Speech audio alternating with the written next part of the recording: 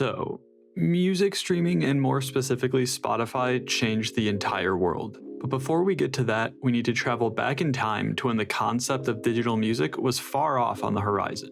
Let's be honest with ourselves, we were living in the dark ages as listeners when it came to music before streaming, and we didn't even know it.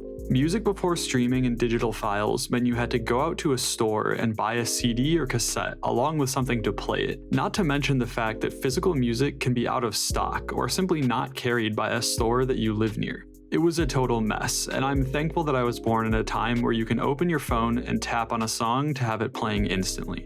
Just like how the MP3 file on iTunes killed CDs, streaming services killed digital music purchases. When I started actively listening to music, physical music mediums were already on their way out. They were still relevant for a little while, and MP3 players were still pretty expensive at the time. I even remember my dad hoarding an absurd number of CDs and cassettes, and he still does to this day. With that said, let's take a closer look at the evolution of music mediums and how we went from analog record players all the way to a device in your pocket that has almost every song ever created. In 1963, the compact cassette tape was invented by the Dutch company Philips. Yeah, just about 60 years ago, that's how far back we're going. Just to cover my bases though, there were most certainly tape-based recorders and machines before this, but they were big, bulky, and not really used by the average person. The weird thing is though, the original purpose of this invention by Philips was not music related at all. Rather, it was created for dictation machines because the fidelity of the audio was most certainly not good enough to output good quality music. This product took over 3 years of development when in 1960, Philips tasked multiple teams within the company to design a cartridge that was smaller and thinner compared to what was used in those bulky tape recorders that came before it. The original prototype finished in 1962 was actually a weird-looking single-hole cassette cartridge. Shortly after, the other team designed the two-reel cassette, and Philips selected the two-reel design as the winner, and it was introduced to Europe at the Berlin Radio Show in 1963, and only a year later to the United States. This was a landmark moment for the evolution of how we listen to music and audio, because previous to this, most music was listened to on vinyl. As you can probably guess, vinyl, with its large form factor and even bigger playing device, was not exactly mobile friendly. For the first time, people could listen to music with a device that they could hold in their hands. Now, at first, the success of this product was not huge because it was new and the available products that actually played the tapes were still far and few between. However, this would change when Sony's Walkman would be released in 1979, which was a portable cassette player that fit in your pocket. Sony predicted that it would sell around 5,000 units in a month, but this number would be shattered when in the first month the Walkman sold over 30,000 units. This one product would be the precursor to the entire music in your pocket industry, and I don't think we'd have the same relationship with music that we do now without the Walkman. Sony did a superb job marketing this product, hiring young people to simply walk around Tokyo with a Walkman and letting random people on the street try them. Another component to the campaign was hitting home the fact that the device was ultra specialized, since previous to this, people generally carried around radios and were limited to what was being broadcast at the time. One of the first ever advertisements for the Walkman was a simple shot of two people both listening to something with a Walkman lost in their own worlds dancing. This one shot perfectly captured the importance of the Walkman because previous to this moment, private listening was exclusively done in your home, but now you could walk anywhere and listen to anything without anyone else hearing it or being bothered. You could listen to whatever you wanted, whenever you wanted to, and it completely changed the individual's relationship with music. Another side effect of this invention was that previous to this point, music was generally created to best suit the environment that it would most likely be performed in. But now, music is almost exclusively listened to between your ears rather than in a concert hall or a public setting, and the recording of that music changed to match this new reality. On top of all that, this device would go on to influence the type of music being made as well. Since more and more music was being listened to like this, more soft-spoken vocalists were recording music in their bedrooms to be listened to with headphones. All of this is to say that the cassette, and more specifically the Walkman, would forever have this legacy of changing the music landscape and was the first step in the direction that music would go that led to more convenient music listening and eventually music streaming. However, technology since the 60s and 70s has evolved at an insane rate, and almost as quickly as the Walkman became the device to use for listening, it was also quickly phased out in favor of the next evolution in the music industry. Now, coincidentally, the exact same company who had introduced the compact tape cassette in 1963 also introduced the compact disc. Even more coincidentally, it would happen during the same year that the Walkman came out in 1979. The compact disc wouldn't be released until 1982, but this was a major stepping stone that we need to cross to eventually get to where we are now with Spotify. At the time, a CD could hold about 700 megabytes of data, which equated to around 80 minutes of music, which was around the same length of a double-sided cassette. Not exactly a big upgrade, however, there were secondary benefits to using a CD over a cassette for music listening. Firstly, CDs for the first time gave listeners the capability to instantly skip to the song that they wanted to play. With cassettes, since it was an analog medium, they would play the songs from left to right and you would have to manually rewind to the beginning. This was one of the first key steps to making music listening more convenient. Lastly, CDs had a hugely longer lifespan than a cassette did, ranging from a few years to decades depending on how well you treated it during its lifetime. This problem would also be solved later with digital music files, but was yet another step forward to the world we live in today. Now, the elephant in the room here would definitely be the size of the disc. Simply put, a cassette, and by extension the Walkman, was much smaller than a CD and a CD player, so we did sort of take a step backwards in terms of mobility. However, they were still small enough to fit in a backpack or take with you for most purposes. I did forget to mention here, but the first real CD player became available in 1982, and it was most definitely not portable as it was a giant box, but it was a proof of concept, and eventually we'd get pretty small form factor CD players to bring on the go.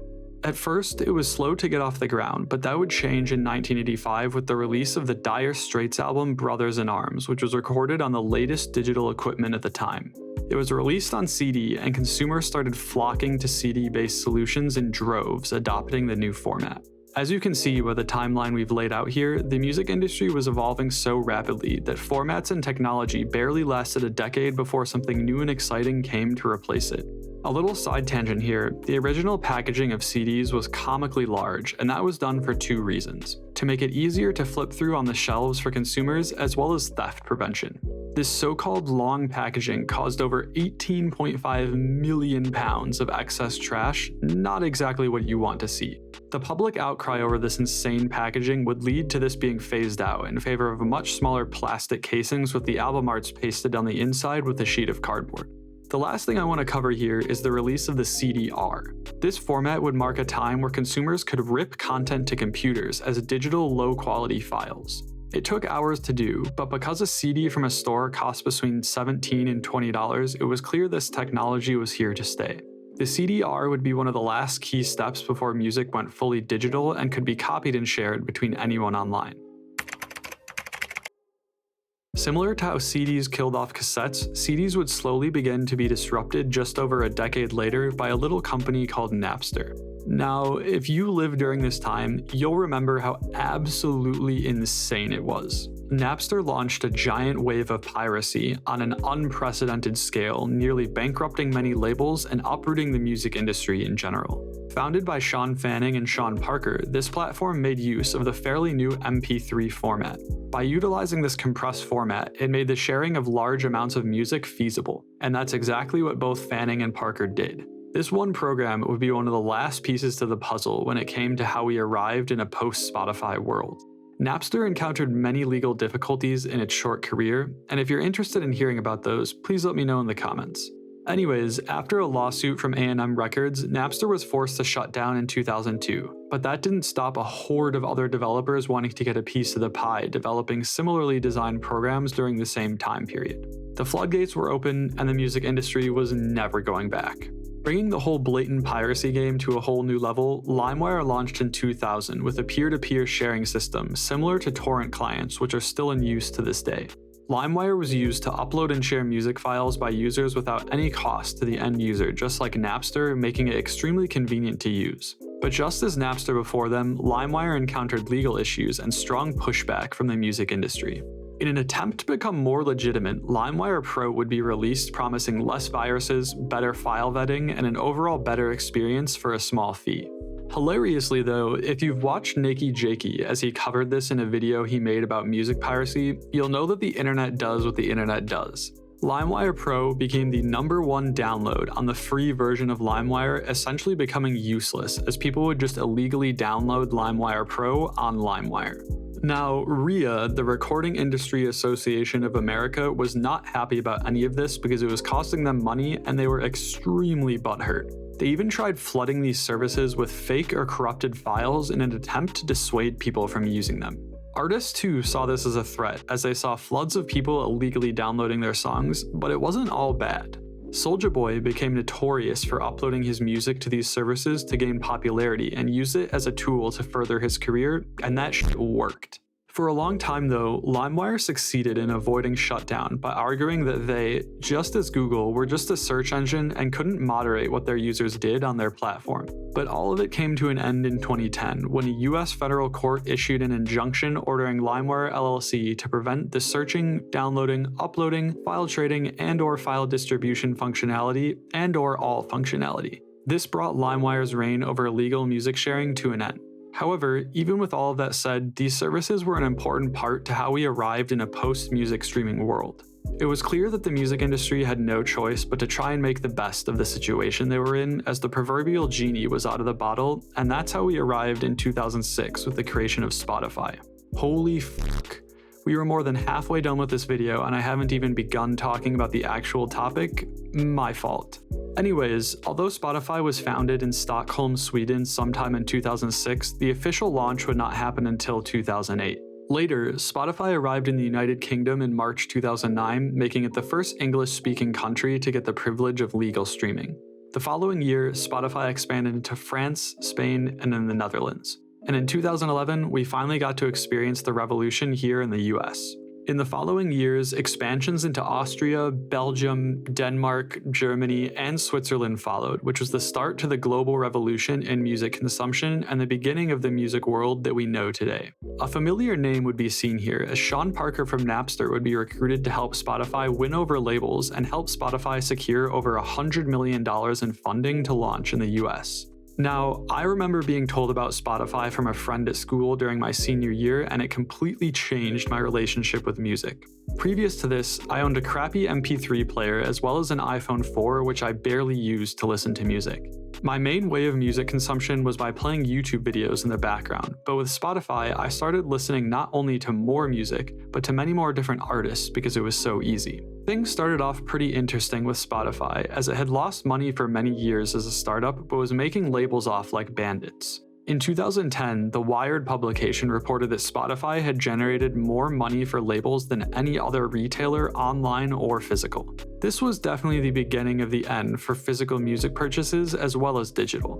Music streaming was here to stay, and it only grew exponentially from here.